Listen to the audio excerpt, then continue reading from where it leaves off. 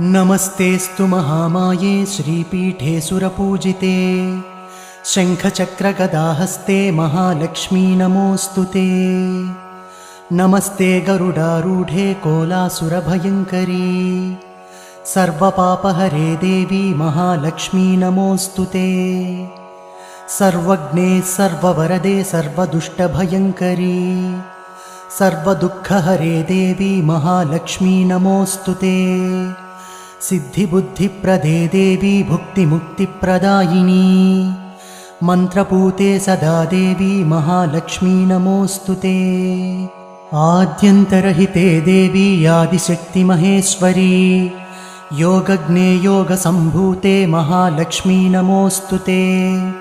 स्थूलसूक्ष्ममहारौद्रे महाशक्ति महोदरे महापापहरे देवी महालक्ष्मी नमोऽस्तु ते।